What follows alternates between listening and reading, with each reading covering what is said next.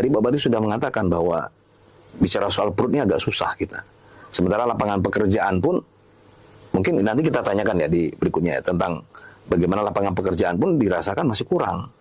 Sehingga memang dibutuhkan opsi-opsi yang lain. Pak Bupati mandangnya seperti apa? Ya betul Bang Abdul ya. Jadi sejujur juga saya mengatakan bahwa harus masyarakat tahu ya untuk apa aturan itu dibuat sebenarnya, untuk memberikan kenyamanan bagi mereka sebenarnya. Saya kasih contoh mudahnya, saya ada lokasi tambang ekspedisi Kobatin misalnya, salah satu tempat dari Koba itu, misalnya Merbuk Kenari. Merbuk Kenari ya. Itu masih menjadi idola misalnya masyarakat ya, keinginan masyarakat untuk melakukan penambangan di situ. Hanya memang di situ pelaksanaan kegiatan, kenapa harus saya ajak untuk berdasarkan aturan supaya tata pengelolaan penambangannya itu arif dan bijaksana. Setidak-tidaknya itu akan menjaga ekosistem yang ada di situ.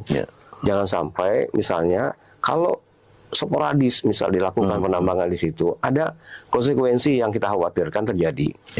Nah, untuk itu saya lebih mengajak kepada masyarakat, ayo ya kasihlah kesempatan kepada PT Timah misalnya, salah satu bagian dari BUMN misalnya yang ada di Indonesia yang dapat mengelola itu. Maka alhamdulillah sebenarnya wilayah itu sudah menjadi wilayah penambangan khusus ya. Ya bagi yang didapat oleh PT Timah.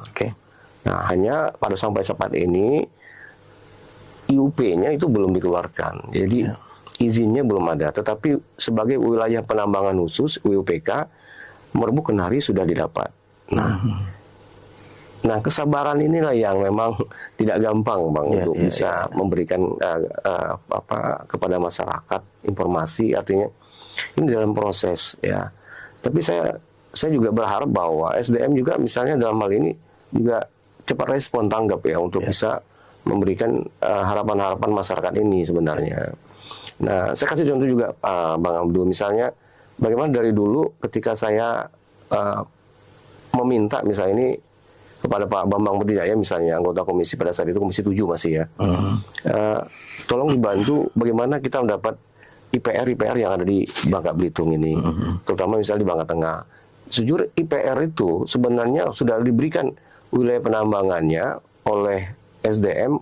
Kami sendiri misalnya Bangka Tengah mendapatkan 13 blok misalnya. Nah, tetapi sampai hari ini Bang Abdul, IPR itu belum keluar juga. Sampai dengan hari ini? Sampai hari ini. IPR itu belum keluar? Belum keluar.